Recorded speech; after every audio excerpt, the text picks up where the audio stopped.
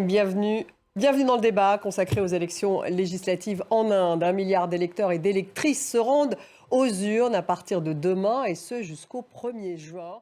Si on voit les questions que nous allons poser à nos invités, j'ai le plaisir d'avoir à mes côtés Vaiju Naravan. Bonsoir, merci d'être avec nous. Vous êtes la correspondante pour The Wire. Merci de participer au débat. Nous avons avec nous par Skype de New Delhi, Sophie Landrin, bonsoir, chef du bureau d'Asie du Sud et d'Inde du journal Le Monde. Avant de démarrer cette discussion, je vous propose justement d'écouter Narendra Modi.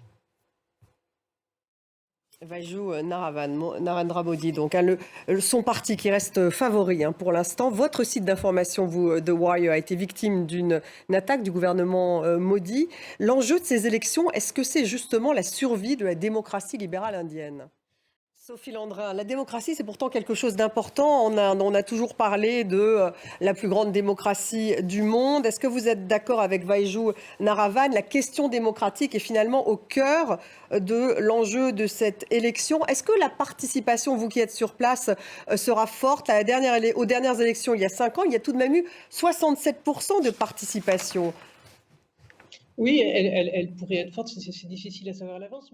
Vaiju Naravan, mais pour autant, 80% des Indiens aujourd'hui ont une opinion favorable du BJP après 10 ans au pouvoir de Narendra Modi, dont on voit les conséquences, vous l'expliquez. Pourquoi? Est-ce que d'abord c'est son bilan économique, une très forte croissance tout de même pendant 10 ans, malgré des inégalités persistantes, ou est-ce que c'est l'hindouisme qui finalement a créé un nationalisme qui finit par souder une partie de la société? Il y a plusieurs facteurs.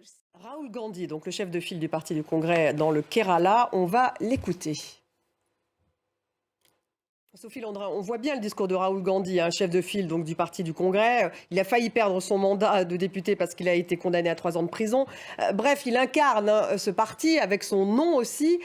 Pourquoi est-ce que c'est si difficile de la part de Rahul Gandhi et des autres du Parti du Congrès de remonter la pente? Pourquoi est-ce que finalement le parti de Modi reste en tête?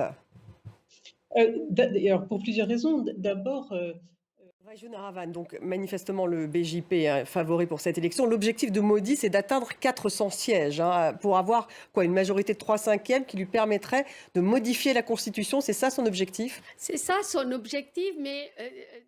Christophe Jaffrelot, un mot de conclusion justement. A priori, ces élections, donc ça va durer jusqu'au 1er juin. On devrait avoir des résultats vers le 4 juin, c'est ça?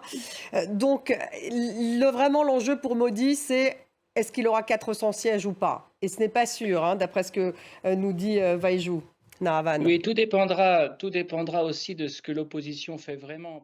Merci. Voilà, donc des élections qui vont durer, le scrutin en tout cas a lieu pendant 1 mois et demi. La fin, donc c'est le 1er juin. Les résultats vers le 4 juin. Merci beaucoup Christophe Jaffrelot. Merci aussi à vous Sophie Landrin. Vaiju Naravan, merci beaucoup d'avoir participé à cette émission. Vous pouvez retrouver sur les réseaux sociaux. Merci à vous tous de nous avoir suivis et restez avec nous sur France 24.